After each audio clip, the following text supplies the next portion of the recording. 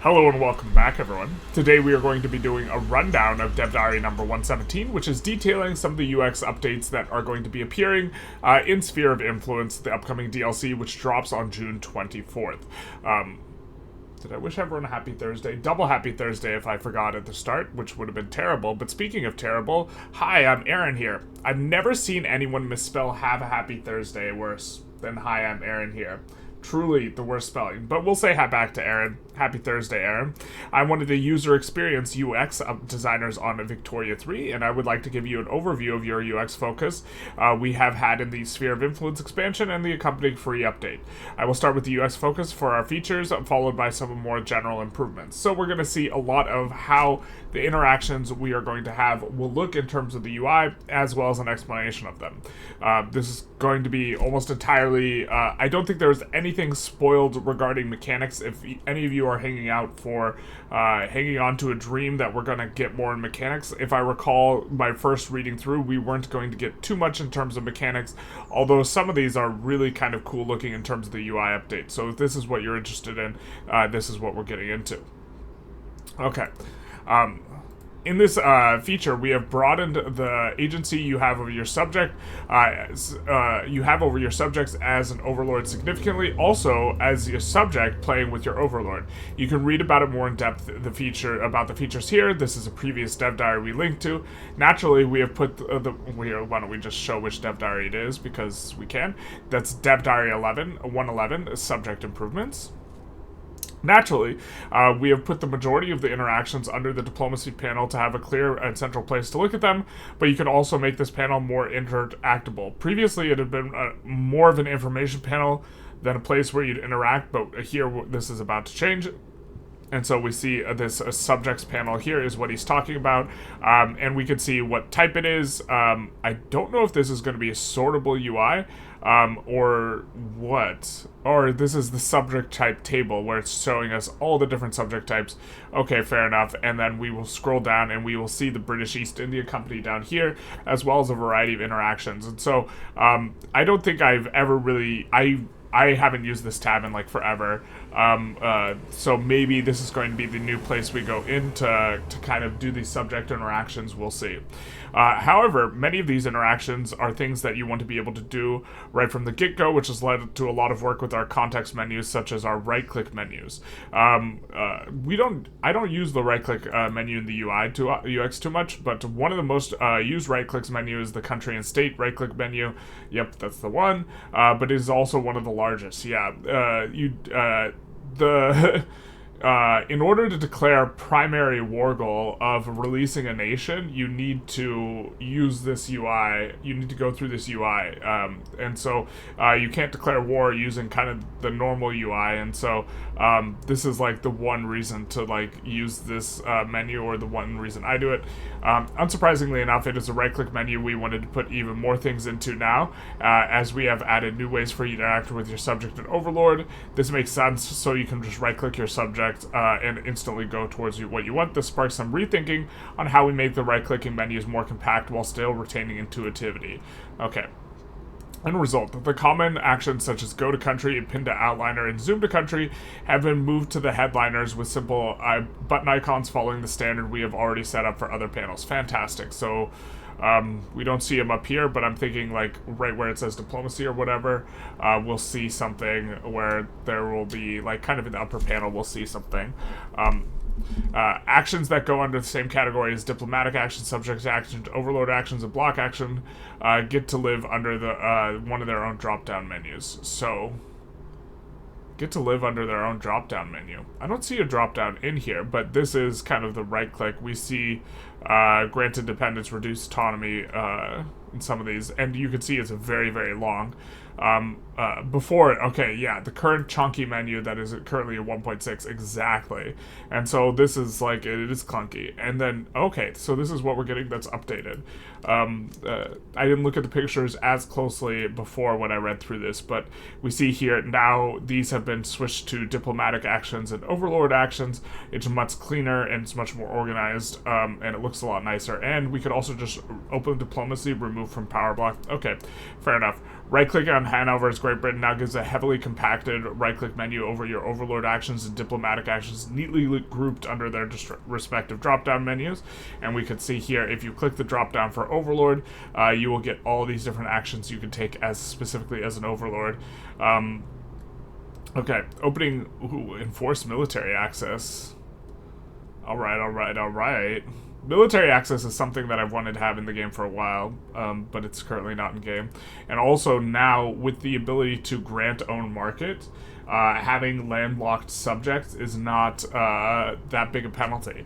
And so if you can both get a landlocked subject and get military access better. I didn't see too much about military access at all. I think this is the first I'm seeing it, so I don't know if that's going to be there's going to be a way to negotiate military access. But if there is, being able to go after interior subjects, the one that comes to mind is Sikh empires, like often worth subjugating, but you'd rather just go straight for them than go for Sindh or up through like Makran and Bara and like these types of things. So this would be a nice thing to be able to do.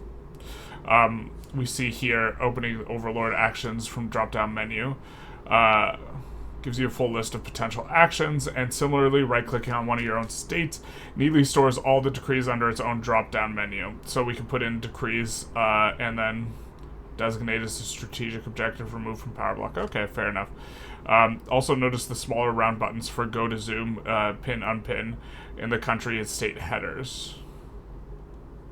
So is this the pin, unpin, and go to and that we're talking about? Okay. This might be more of a technical improvement on the development side of things, but it definitely benefits all of us in the end. The subject, Overlord, and block member actions all fall under the same umbrella as diplomatic actions, and it was clear early on in the development and expansion that we were in dire need to get the tooltips sorted out with a clear pattern and all these new actions coming in. So we're getting into something that I'm actually wasn't sure exactly what they were talking about when I was reading through it, so we can read through it together here, but I'm not sure how much I will be illuminated here. Both to make it easier to work with them and to benefit the end result for us players.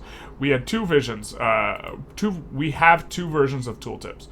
Fancy custom tooltips, aka cool tips, and regular tooltips. Boo. That may not be obvious to you as the player, but if you are implementing them, there's a very clear difference in what you can do with them. The regular tooltip gives us little flexibility in what you can do, since it's basically just a long string of text that we build with a line that breaks, while the cool tip is essentially another UX panel where we have full flexibility to do with whatever the GUI system it can do, and everything.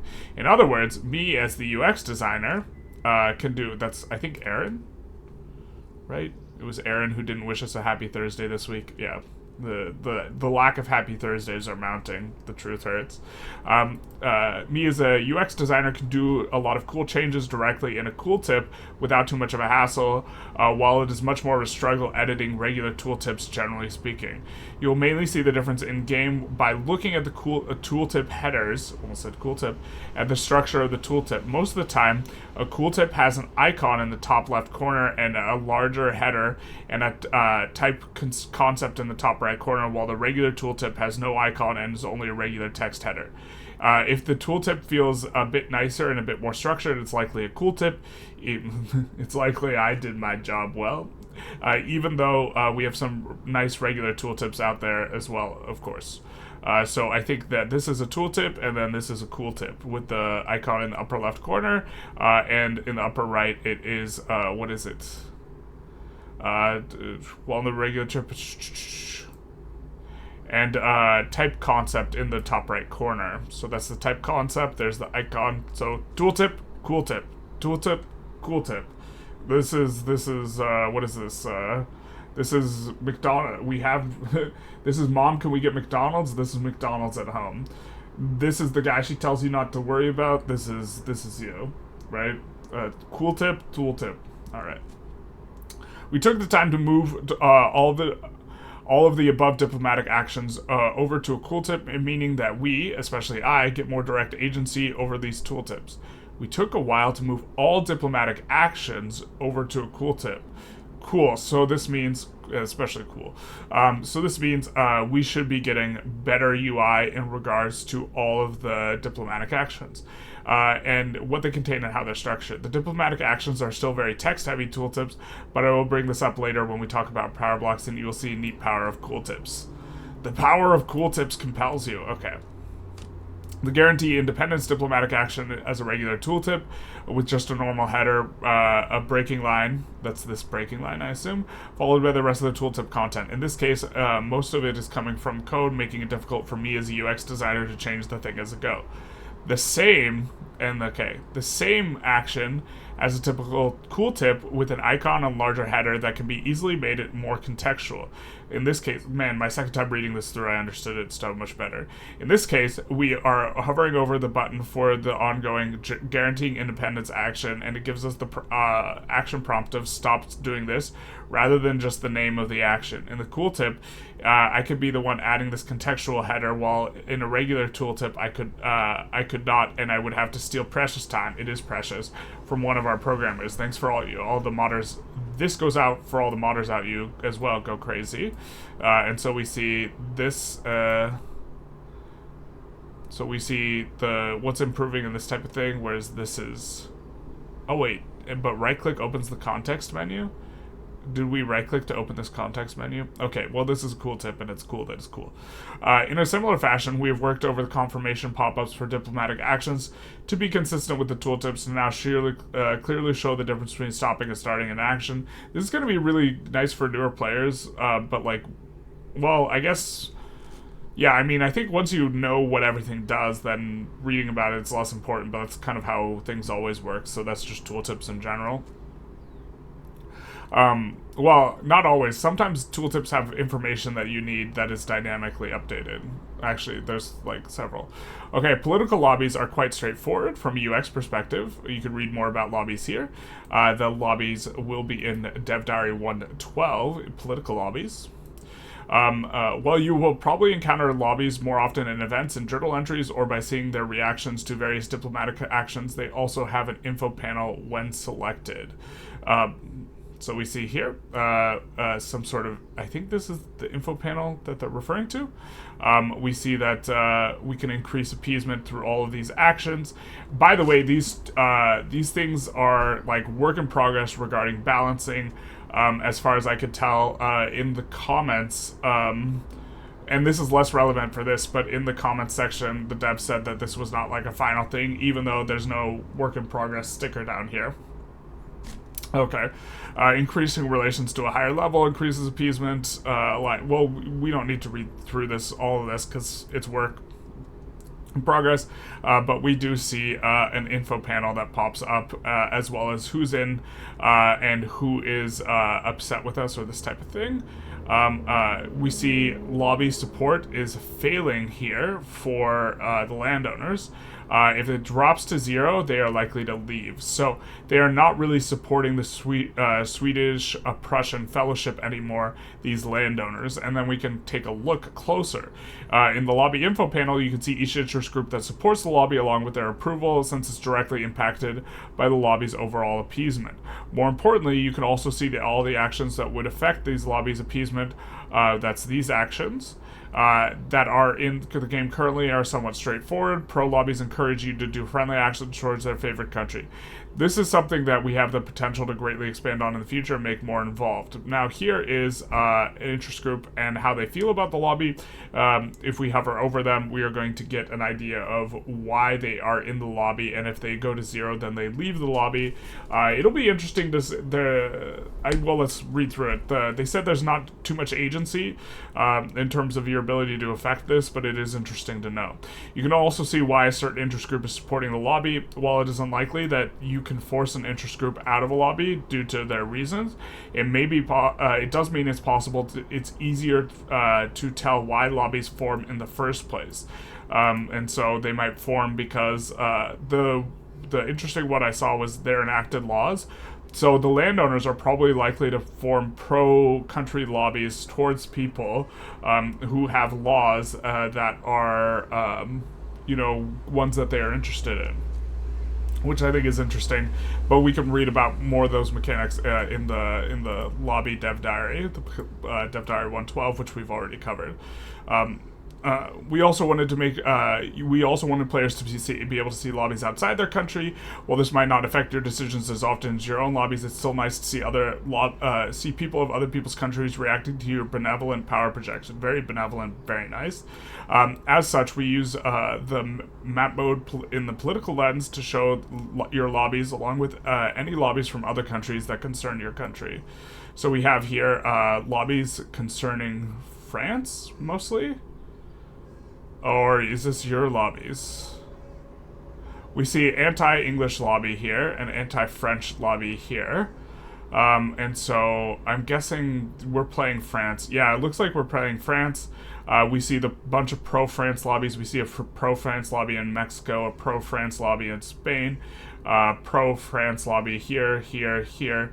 We see an anti-Prussia lobby, which that might be our lobby. In Prussia, we see an anti-France lobby in Prussia. We see an anti-France lobby in the UK. We see an anti-UK lobby, which we assume is our lobby. And we see a pro-France, pro-UK lobby as well. So a lot of lobbies overall in the UK, specifically. Map markers for your lobbies targeting other countries and other countries targeting you in either a pro or anti way. Is it super clear to us which... Well, obviously, the ones related to the UK are our own, right? And everyone related to France is the other countries. Okay, that makes sense. And here we see Austria. Lobbies in foreign countries appear in their respective countries' info panel, so we can look at Austria and see what they're about, and we can see that they have an Austrian-Russian Union, and Austria-Russian Union, and then an anti-Prussian League. My brain was trying to merge these two. All right, so we see building ownership revision and foreign investment, and I do think this is the most substantive thing as far as sphere of influence goes. This is covered in Dev Diary 110, which we've done a rundown of in terms of the mechanical things. But when we started building the development of the building ownership revision and foreign investment, read about these features here. We had to create several early prototypes to see if this is feasible to communicate in a good way, in an intuitive way, before giving the feature a green light.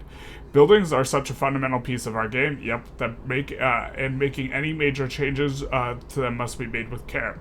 The prototypes showed that the struggle will definitely be to illustrate who owns what specific building and how much. Yeah, basically. But also the opposite perspective when looking at the financial district, for example, which buildings the financial district owns and how much of each building from which country and so on. This is also spent... This is also where we have spent the most time to ensure that it's properly communicated to the player. Really excited for this mechanic. I think that this mechanic is going to be super, super crazy in terms of changing the meta and having to reshake how we think about things. And so, let's continue. We've ended up with a combination of ways of illustrating this division of a player's ownership, some more clear than others, but our hope is that the combination of them will make it intuitive. To visually represent the combination of ownership, we've used a horizontal bar divided by ownership.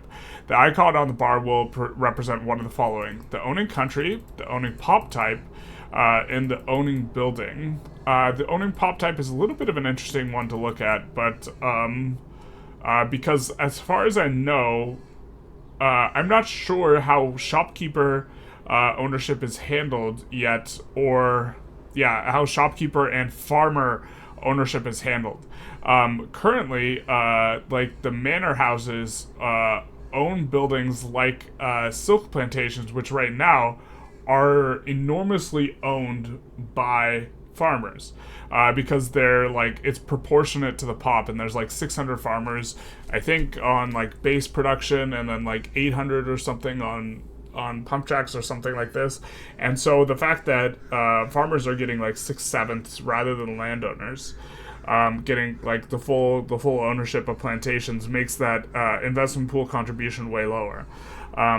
But the way it's represented seems to imply that it's just going to be landowners. And if the ownership is entirely landowner and is not being divided with the farmers, then that's a really big deal, because that makes agrarian stuff way more viable. I don't know exactly how this is going to go, but we'll see. The color on the bar represents ownership. Is orange is your government, light blue is your pops, gray white is local population or government. So the question is will it be 6/7 or whatever the farmer proportion of ownership is? Will that just be gray white? Yellow's foreign investors that are not you, and they have also noted they've tried to use colors that work best for colorblindness. I have a colorblind friend, and so that's always like something I'm super aware of when playing games. But we see here the Delhi, there's T. We see that the blue, it's owned by not capitalists, but owned by your pops. Okay. And we're playing as the UK. We're seeing that this is owned by, this is owned by the Manor House, and this is owned by the Manor House. So does that mean to say that we don't have farmer ownership anymore, unless we have specifically a council republic law, in which case it changes the balance of things quite a bit. We see here blue is our pops, orange is us, which is going to be currently government owned. We see some red in here. I don't think red refers to so red, the red building is the financial district itself, and instead of being separated by pop type, it is separated by country. So we know this is a financial district. This is an ownership building itself. So it's the only one with the ownership PM, right? And maybe when we have these manor houses, the manor houses will employ with or there's no manor house here, but maybe the manor houses employ farmers, but that's kind of wild to have the farmers in West County when the farm is in Bengal or something.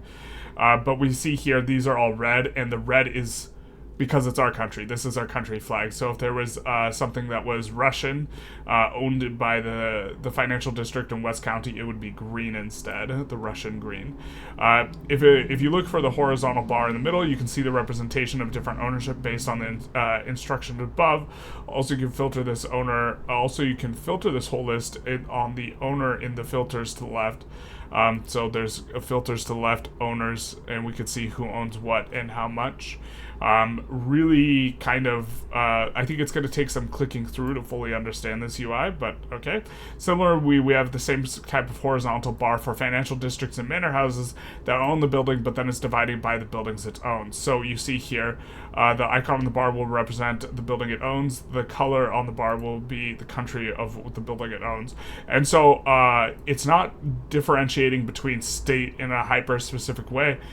So for example, if we have a manor house in Lancashire and they own some coal things in the Midlands, right? That's not clearly separated here, but it just says we own 5 coal companies or 5 coal, which is fine. This is fair enough. But the information there is not directly enabled in that way. Do we see a manor house? We see some of these are manor houses. We see that looks like they have clergy and aristocrat ownership. I'm not sure if there's farmers there. Well, okay, here there's 7,000 buildings, or 7,000 employed pops, and there's 28 buildings. So we can infer that there is going to be 250 pop per building. That's not going to include the farmers. So do farmers not have ownership share anymore? That's kind of the question that this UI thing has brought up in my mind, but there's not really a good way to see it. We'll just have to look at how the investment pool is working. But it will make building agrarian stuff way more viable. On top of building agrarian stuff, it was way more viable if you can build demand in other people's countries. So, for example, if we build a bunch of silk plantations, one of the problems is we collapse the price of silk. Also, another problem is that rice farms employ twice as many pops as the silk plantation we're building, so there's like a different problem there. But if the price of silk is collapsed, we can't build good industries. However, if we can just build clothing manufacturers in other people's countries, then we can just export silk to them. Trade is negatively affected by MAPI, but this is just kind of spitballing. Agrarianism will get better. It'll just probably still be not viable. Okay, the specific patterns might not be intuitive to start with, but when you when you do not know them and you have no one explaining them to you. But if your intention, but the intention is for it to become a subconscious thing that you learn as you play. In the end, you will probably not notice when and how this helps you to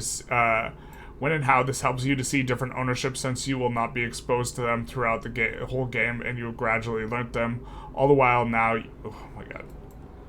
In the end, this is a really long sentence. In the end, you will probably not notice when and how this helps you to see the different ownerships, since you have been exposed to them throughout the whole game and gradually learned them. All the while, you now only glance at the bar and instantly know who owns what. Insert Patrick, praying Patrick meme here. Okay. I'm unfamiliar with the meme, so I can't.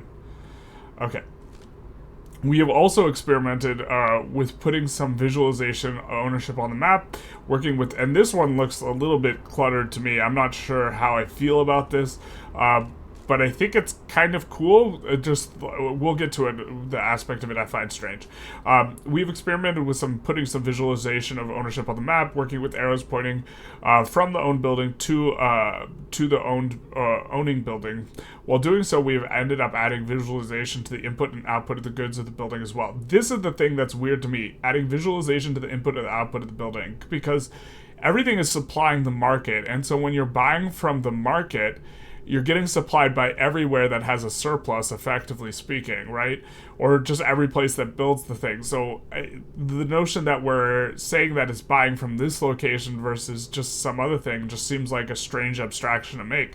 It has resulted in a big mix of arrows pointing and animating in all different kinds of directions on the map. It feels a tad overwhelming at first, so we tweaked it down slightly, and after playing with it a while, many of us felt that we could not play without it. Okay, well, that's interesting. But visualization to the input and output of goods, I think this is just completely unnecessary, and we'll just add clutter. This is my opinion, just based on reading it, not having played with it at all. Obviously, they played with it in a way that I have not, but we see that we can take a look here. This is, okay, it's a decent chunk of information, and we can read where the ownership arrows are yellow. So this arrow here, that's an ownership arrow. And they go from the building state to the owning building, manor, house, or financial district. Ownership arrows are red if the owning government building... Ownership arrows are red if the owning building is a government building, and the arrows then go from your capital state to the building instead, okay? Inputs are in orange, outputs are in green. Arrows are thick if it is in the same state, and a bit thinner if it's in a neighboring state, and very thin and transparent if far away. This seems super necessary to decrease all the clutter of arrows, but inputs are in orange and outputs are in green. What information is this really giving to us when we know that inputs are in orange and outputs are in green? What it's going to do is it's just going to show every place where we have a negative mappy price, in terms of, let's go back to it. We know that every place will be net buying tools if they have a green arrow going to them, right? I hope that it's any place that has net, more expensive price than market price. Otherwise, tools will just literally point to every province in the late game, and it'll just be completely, not do anything. Also, the arrows aren't getting bigger. They're getting bigger based on distance, not based on the quantity of goods. So, I think that is not providing you with information. Input goods are in orange, and so, okay, is every single wood province pointing an orange arrow here in every single steel province? How is this giving, is it only the ones that are in excess of the market in terms of ratio of buy and sell orders? So, the places that produce more wood than they consume relative to the market's ratio of production versus consumption, are we getting an arrow from there, or are we just getting an arrow from everyone? Because all your orders go to the market. I feel like the green and orange arrows, based on reading this and seeing the information that they're trying to convey, I don't know what information they're going to convey to me, the player, that's going to inform my decision-making process. Other than yeah, I mean, you're just going to see tools output to everywhere and it's just going to be okay. Like, or they're going to output to places that don't produce tools themselves, hopefully, because that's a little bit more meaningful. But, yeah, the arrows are thickness based on distance, not how much of the good you are selling or buying. Okay. For financial districts, you get a visual representation on the map in the world where it has invested its money and is looking at the animating yellow arrows. Again, the yellow arrows seem to be, in my mind, where the important information is. You see how much stuff they're owning in various other places, much more so than the buy and sell arrows. I feel like I'm missing something when I read through this, and it's telling me it's doing this thing, like, because I feel like there should be some sort of information that is being conveyed to me by these orange and yellow arrows, orange and green arrows rather, that is meaningful, but I just don't know what it is. I guess maybe I have to play with it, but this seems really much more information dense in terms of the UX. So okay. Arrows for inputs and outputs, animating to or from a selected building, and oh yes, you can cycle through the associated buildings much more easily now, as all buildings that have anything to do with the selected building now show up as map markers on the map, and you can click on them. Okay, so maybe this is gonna shed some light. So the coal is associated with the iron. The iron also shows up on the map. The fact that stuff is showing up on the map is maybe relevant, but we can see all the associated buildings are showing up. We see that tools is going. So we see when we click, I wish I could pause this. We see that when we click on the coal here, which is what he's doing, and maybe we just have to play around with this. Maybe I'm just ripping on it for no reason. When he clicks on the coal, we see that there's only an arrow coming from just that one singular. Oh nope, there's arrows coming from other places that produce tools. We just don't know how many. They're thinner because they're not as close. I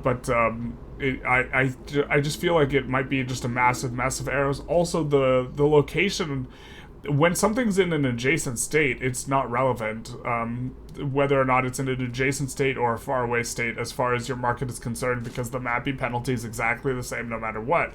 But maybe this is preparing for something where having stuff close is relevant. If having stuff close were relevant, because you pay the same price for tools bought in Shaanxi than you do tools bought, in Tyrol if you're buying out of Bohemia. They're the exact same difference. If they're working on something that makes having stuff close to you matter, then I could see all these arrows mattering. Okay. You can cycle through the associated buildings more easily with all the... I don't know how I feel. That might make the game lag, but okay. It does look nice. I mean, this flipping through looks nice. And then here, the financial district owns a whole bunch of stuff for sure, indicated by all the animated arrows going into this financial district. The interesting thing for me is going to be trying to figure out where do I want my financial district to be biggest, and how do I get that district to be huge? It means you have to get the ownership to be richer in those areas. Maybe you have to do stuff like subsidize buildings really aggressively. I don't even know. How you try and maximize financial districts in a given location, and maybe you don't care, but this is one I've been trying to think about. But here we see all these arrows of stuff that is owned by the financial district here. The specific number of building levels owned by the financial district are shown as a number on each of the owned buildings on the map, and accumulated total buildings in the financial district, 25 in this case on this particular building. Okay, so that's the ownership stuff, and okay, we talked about it. Power blocks on the new left side of the menu, and a whole new panel, several new pop-ups, and several large-scale visualizations on the map. This feature is grand. Trying to tie it together with the UX-wise has been a lovely challenge. You can read the specifics about power blocks and mechanics here, which they give the link to Dev Diary 109. But also a shout out to the awesome art we have seen from the art team, especially the feeling Max has been telling you about in Art of Sphere of Influence, which I think was last week's Dev Diary. Being in a power block is a grand thing. We want you to experience and clearly feel how it is affecting you and all the pros and cons, mostly pros. Since power blocks are such grand things, we have worked a lot with the visual representation of them on the map, giving you customizability of your power block if you happen to be from the leader of one, to give each power block a true its true unique feeling and look. This, of course, was mirrored in the mechanics, as the different central identity pillars have a profoundly different impact from each other on what they do when they unlock. This is what I'm really excited to sink my teeth into, is what are the bonuses we get from these things in terms of principles and pillars. Add the principles to the mix and the options are quite varied, and I need to see tooltips that fits all this variation. Yeah, we do. So this is I'm so excited for this. I can't wait to see this stuff. We are not seeing news for this. This picture is a lie. So in this picture they have minus military goods cost. Was super excited when I saw this, and then as it turns out, some down in the comments they say that this is just a placeholder. This isn't meant to be a final thing, and to be fair, this modifier seems huge. If you were able to get minus 50% mil goods cost, I think there's 40% potential in vanilla in terms of minus mil goods cost that you could get. I think you could get 5% from a company. There might be more companies, but the generic arms company gives 5%. I think that Peasant Levies gives 15% now. It used to give more. It got nerfed. I'm not sure if 15% is the number it got nerfed to. And the Chinese company, or the Chinese Armed Forces bonus, I think gives 10%. Or 20% if you're powerful. If you add that all together, it's minus 90% military goods cost if you had this minus 50% mil goods cost, which is a free money modifier, and the more you stack it, the stronger it is, which means basically you wouldn't have to pay for military goods at all, and you could create massive buy orders in your country, and you can have yourself a proper military industrial complex. However, these are not real bonuses. This is just what it's going to look like. Or these are not necessarily bonuses that will reach here. Power projection probably is going to be some sort of power projection, but this is just what it's going to look like. Anyways, back to, sorry about the tangent. I was just super excited about that. As you may imagine, all the possible versions of Power Block have been a challenge to present in a way that does not mean custom solutions for each version. And the loud car outside. One of the ways we have tackled this is structuring game concepts and being consistent in the use of them. An example of this is the way we have structured the central identity pillar's cool tip, so I think that's going to be here, into segments based on the game's concept of power block, all block members, block leader, non-block members. The structure is then reused in all other identities cool tips, with a segment potentially being removed if there's no specific if there are no effects for that specific game concept group in that identity. Okay, so the idea is that power block, block leader, non-block members, this is dynamic and is supposed to dynamically update based on what you do. In terms of UI, this looks clean and nice. We do like it. These are not real bonuses. They are fake bonuses. The fake dream of a military industrial complex. Cries in America. Okay, cool tip for the central identity pillar military treaty. We see one for religious conversion, mandate progress, which is part of the mechanics in the power block, if I recall correctly, and conversion rate. So the religious group, we've discovered in last week that they get capes, and so far that's what I'm most excited for religious convocation, but very curious to see if there's some crazy bonuses. We really need to see the bonuses. We don't know the bonuses.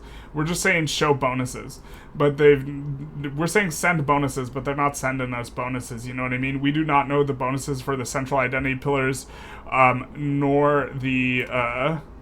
And once we sink our teeth into them, we can try and figure out the best thing: the central identity pillars, or what is the other thing? I forget what it's called. All the options that you can choose as well. I'm not principles. So we don't know the principles bonuses or the central identity pillars bonuses for these things. But anyways, let's continue. The cool tip for the central identity pillar of religious convocation, to tie this back to how neat cool tips are. If you look at the primary principles government in the above cool tips, you will see the true power of the cool tips, as we have the ability to put I love the term cool tips though. And we know it's a cool tip because it has this and this. We have the ability to put larger icon boxes and basically whatever we feel like in the tooltip itself. This would not be possible in a regular tooltip that's just text. Why don't you just make them all cool tips? As a more general thing for update 1.7, we have worked a lot with making sure that most of the new concepts and values we have added icons associated with them for better recognizability and coherence. New concepts like leverage, cohesion, power block members all get their unique icons you can see below. New concepts like leverage, which I'm assuming is octopus. I love that now we have the octopus. I mean, everyone's going to be making tentacle jokes, but octopus is a vibe. Octopuses are also super cool animals. It's a shame they only live 2 years, but they're super smart. Cohesion, which is going to be, I'm assuming, the pieces of the puzzle. And power block members get all their own unique icon that you can see below. Power block members get all their unique icons we can see below. So I'm assuming, is that this for each different type of block? This is a trade block in Zolfarain. The Russian one is Imperial, and then this is ideological. The Austria one, I forget if it's ideological, what it's called. Okay. Each block has its own rocking its own style. I think that's what I'm seeing in the UI here. The specialty icon to the right, and then this is leverage, and then this is cohesion. So the Russian one has much more cohesion than the British one at this point in time. General improvements for 1.7. Of course, there's no link to another dev diary here because this is general improvements. Those icons work as a perfect segue for the more general UX improvements coming in free update 1.7, accompanying the expansion. First out, the outliner. In 1.6, we were so done with the old chunky outliner and replaced it with something new and fresh. As always, when you replace anything with something new, there are a lot of edges to smooth out, and the outliner was no exception. In 1.7, we have taken another pass and delved more into the edges and details. Amongst one of the smaller tweaks, the outliner has been compacted even more with additional drop-down menus. Spectacular. Super cool. Both ongoing diplomatic actions and the list of players in multiplayer are now under their own drop-down menus. There are more than one at any one time. Some of the already existing drop-down menus, such as interest groups, have also been changed to be closed by default. Cool. Makes sense. We do see one for political lobbies here, which of course is not currently in vanilla, although they are showing us, I think, left-right, the outliner with some ongoing diplomatic actions under a drop-down menu. Okay, so they're showing us the drop-down of the menu, ongoing actions, and then you can close the drop-down. Fair. Actually... Oh, yeah, okay, that makes sense. Okay. Next up, in association with the foreign investment feature, we have taken a pass on the construction queue, which I think this is a hugely nice change as well. One thing we noticed during early playtesting was the lack of feedback when foreign investment is happening and where it is happening. This is both from the perspective of you doing the foreign investment and others investing in you. We took the liberty to split the construction queue into cleaner parts, a national queue and a foreign queue. The national queue includes everything your pops are building both domestically and abroad, while the foreign queue includes everything other countries or their pops are building in your country. We decided we added filters to your national queue for both the location, domestic and abroad, and funding. Where does the money come from? Okay. Which of course makes sense, and so now we can filter domestic, abroad, location, all, government, private, and then... So this is kind of taking a quick look, so we can see what our own building is, and then we can see that logging camps are being built in Brittany. Now, who are we? We're Qing. We can see we're looking at all of the construction or all of the funding, government, and we can see that the French government with the flag is building Oh no, wait, we are building in Brittany a logging camp. Revenge. And then we see that we are also building some in our country as well. So this is our government spending. And then construction, there's a foreign queue. So this is the national queue up here, referring to all the stuff we are building, both government and private. And we can sort by just where in home and abroad. Okay. And then here, the foreign queue tab. We have everyone who's building stuff in our country, which they're buying up the coal mines, don't like that. They're buying up the logging camps, don't like that. And they're building cotton plantations, terrible. We don't mind the furniture manufacturers, but I think that interesting matters are going to appear because the resource industries are the best industries. So you will want to try and make it so that you own foreign resources. Foreign countries don't own resources with you. You don't really care as much if they own manufactories in your country. Also, if you're playing China specifically, and in Jiangxi, they have rice paddies.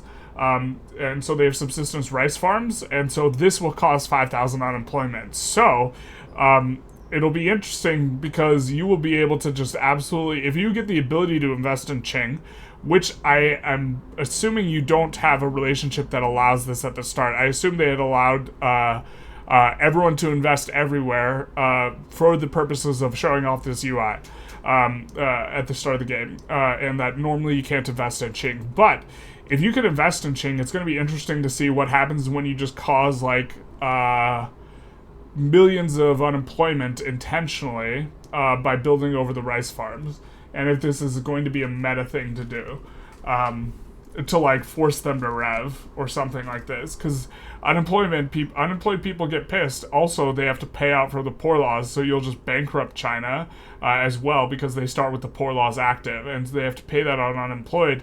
And so if you massively increase the unemployed, you can just wreck the country. I suspect. Okay. Apart from these general UX improvements, we've been working hard with tweaking the UI and the UX based on your feedback on the forums and Discord. Honestly, the UX is not something I generally pay super close attention to, so it's been kind of cool to read through this, but also I'm not sure how much feedback I'm going to be giving, generally speaking, on this type of thing, rather than balance, which is kind of the thing I focus on most probably. So please do not be shy about and keep the feedback coming. That's to everyone. We might not be able to responding to it all, but we are for sure collecting and reading it. For now, I hope you enjoyed getting a small glimpse at the UX from a perspective of Victoria 3's first major expansion. You'll have to wait for the patch notes to see all of the UX and UI improvements in detail. Take care until then, or come back next week to delve deeper into the power block feature with our lead game designer Lino. I hope that we get to see some of the actual bonuses here, and we don't just get teased with the potential of military-industrial complex, when this is not going to be the real bonus. But anyways, I hope you guys enjoyed. If you did, please feel free to like, comment, subscribe, do the YouTube algorithm thing, and other than that, have a happy Thursday. This one was a long one. Big nice. Smell you guys later.